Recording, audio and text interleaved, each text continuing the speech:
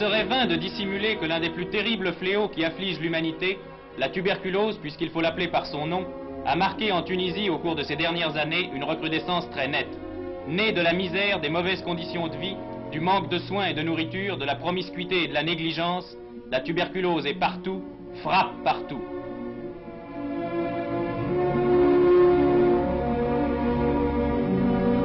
De quelle énorme proportion de tuberculeux se compose le peuple des hôpitaux? Cette maladie qui n'épargne ni le riche ni le pauvre s'attaque surtout aux organismes affaiblis. Qu'on imagine combien les périodes de guerre et de sécheresse ont favorisé sa propagation.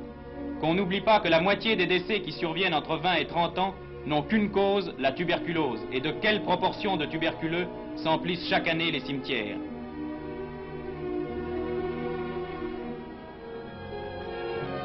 Déjà, depuis de longues années, le gouvernement tunisien a entrepris une véritable lutte contre la terrible maladie, en créant et multipliant partout dispensaires, lits d'hôpitaux, placements en sanatorium.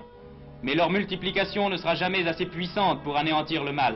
En dépit de ces moyens considérables, la tuberculose continue ses ravages. Il faut prévenir le fléau. C'est dans ce sens que le ministère de la Santé publique a décidé d'engager une véritable croisade de prévention et d'immunisation. Conjuguant ses efforts à l'aide offerte par le Fonds international de secours à l'enfance et les Croix-Rouges scandinaves, le ministère a adhéré en 1949 à la campagne internationale contre la tuberculose, dont le but est une vaccination de masse par le vaccin BCG. Préparé à l'Institut Pasteur de Paris, en attendant de pouvoir l'être à Tunis même, le vaccin BCG, inventé par Calmette et Guérin, deux savants français, a déjà fait ses preuves dans le monde entier, dans le traitement préventif de la tuberculose. En France, comme au Danemark, comme en Pologne, comme aux États-Unis et même aux Indes et en Extrême-Orient, des milliers et des milliers d'enfants doivent dès maintenant au BCG la conservation de leur santé et peut-être de leur vie.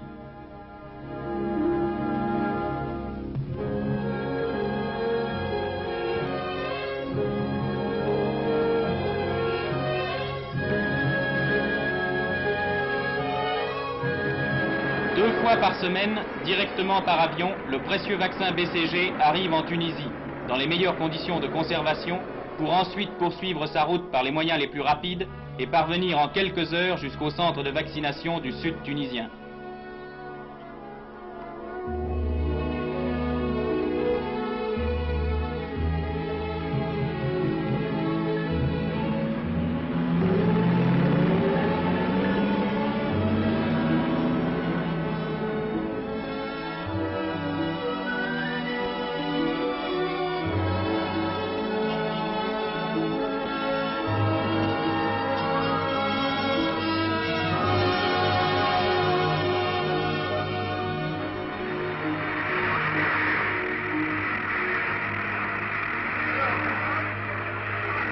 En donnant en octobre 1949, en présence du professeur Bonnet, le départ de la caravane de la croisade anti-tuberculeuse, le résident général de France disait: Une vaste campagne anti-tuberculeuse internationale est en cours depuis la fin de la guerre pour faire reculer ce redoutable fléau social que constitue la tuberculose. Ces paroles devaient trouver des échos partout où les 4 équipes composées de médecins qualifiés et d'infirmières dévouées à leur tâche allaient porter le vaccin salutaire. Partout sur le territoire de la Régence et jusque dans les douars les plus reculés, les caravanes du BCG apportaient la promesse de la santé. Sur les grandes routes planes, sur les pistes inégales, à travers les oueds et les collines, les caravanes s'enfonçaient dans le cœur du pays et jusqu'aux palmeraies du Sud apportaient leur miracle de vie.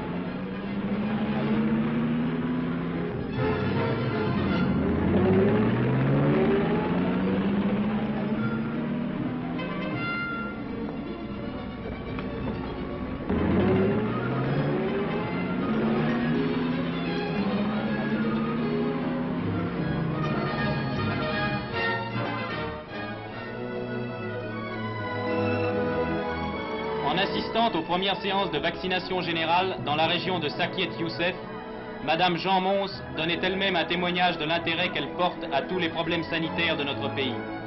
Là, des centaines d'enfants et d'adultes devaient subir sans appréhension comme sans contrainte les épreuves de la vaccination antituberculeuse. Et Madame Mons, au milieu des médecins et des infirmières, participait aux travaux de la pré-vaccination.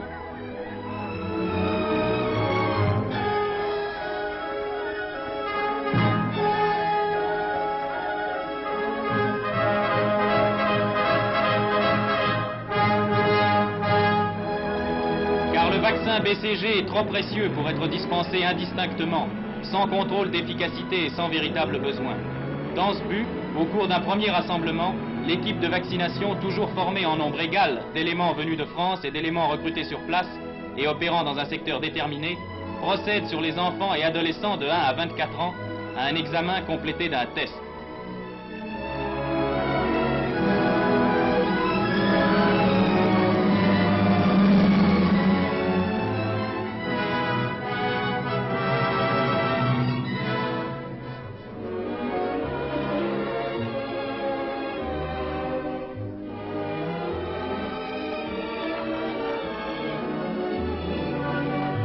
Ce test, différent suivant les âges, se traduira pour les plus jeunes par l'application d'un petit timbre tuberculinique sur la poitrine et pour les plus âgés par une simple injection intradermique de tuberculine. L'une et l'autre de ces deux opérations permettent de désigner les sujets à vacciner.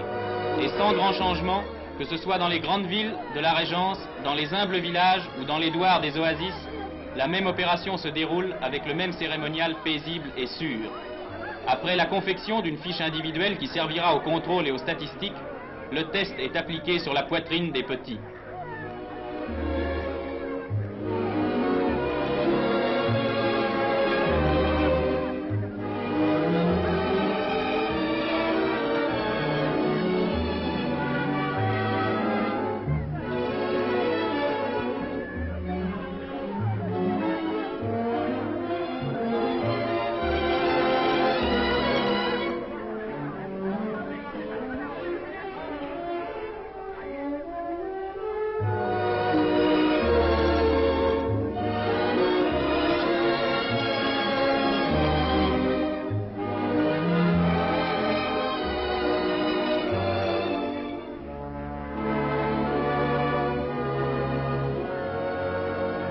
Bien la piqûre, indolore elle aussi, est faite au bras des plus âgés. Quelle que soit la méthode employée, cette épreuve est absolument anodine et ne contrevient en rien au rythme de vie du sujet. Il marche, il court, mange, dort et boit comme à l'habitude. Pour lui, rien n'est changé.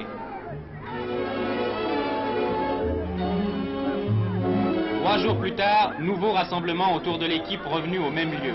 C'est là que va apparaître d'une façon absolue pour chacun sa prédisposition à la tuberculose et le besoin pour lui du vaccin ou sa parfaite insensibilité aux bacilles. Si le test est négatif, s'il ne laisse trace d'aucune réaction, le vaccin est automatiquement utile, sinon nécessaire. Cet enfant doit être vacciné.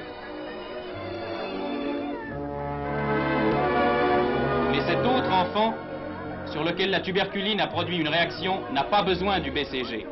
Selon la dimension de la trace laissée par le test, le docteur constate la réaction ou la non-réaction et, en conséquence, l'utilité du BCG. Le contrôle pour les adolescents s'opère avec la même simplicité.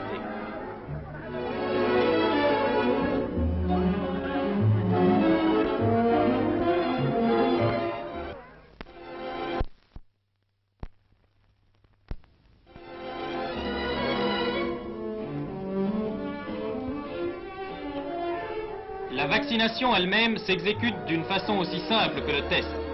De la table de contrôle, les sujets négatifs munis de leurs fiches sont dirigés vers la table de vaccination, pendant que le vaccin, toujours apporté dans les conditions absolues de conservation nécessaires à sa parfaite efficacité, est préparé pour son utilisation.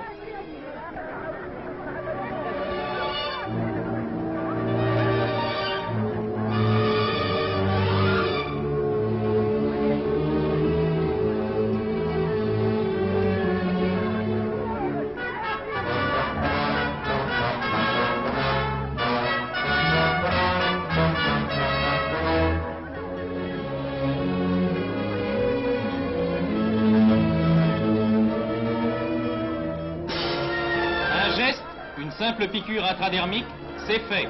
Le patient n'a même pas bougé. À peine a-t-il senti quelque chose.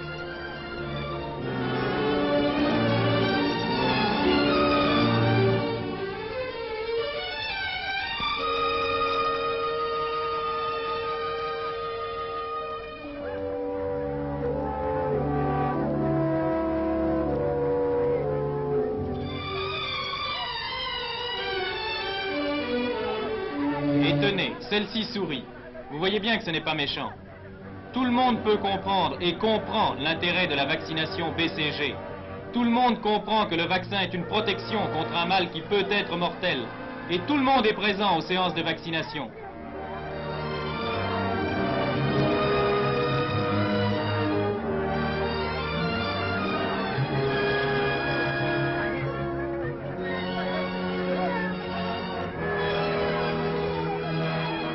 Les élèves de la Grande Mosquée ont eux-mêmes donné l'exemple.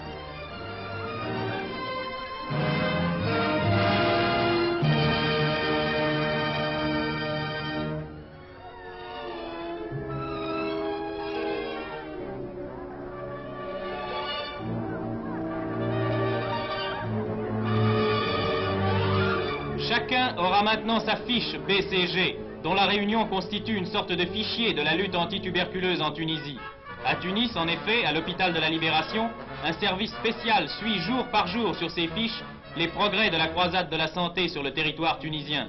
C'est là que se trouvent désormais réunis tous les renseignements utiles concernant l'endémicité tuberculeuse de la population et que se constateront jour par jour les résultats pratiques obtenus. Et déjà dans ce pays, la guerre à la tuberculose déclarée un jour de 1949, avec le départ des 4 caravanes antituberculeuses, porte ses fruits. L'une après l'autre, les zones prospectées s'éclairent sur la carte à mesure que s'avance le travail des équipes médicales. Et le ministre de la Santé publique, son Excellence Siali Bouhajeb, peut dire à tous: le ministre de la Santé publique de Tunisie a été particulièrement heureux d'accepter l'offre si généreuse du Fonds international de secours à l'enfance qui nous a permis de participer à la campagne internationale contre la tuberculose par la vaccination BCG. Cette mesure de prévention, dont l'efficacité a été reconnue dans le monde entier, vient opportunément compléter notre programme de lutte anti-tuberculose. C'est ainsi que se formera une jeune génération forte et pleine de santé, une enfance joyeuse et vivante, dont les visages paraîtront à tous comme un gage d'avenir heureux. C'est ainsi que l'enfance tunisienne, délivrée de la menace permanente de la tuberculose, toujours aux aguets, préparera au pays une génération pleine de promesses. L'avenir pour la Tunisie, c'est cette image d'un enfant heureux aux bras marqués d'une légère cicatrice. Le miracle du BCG.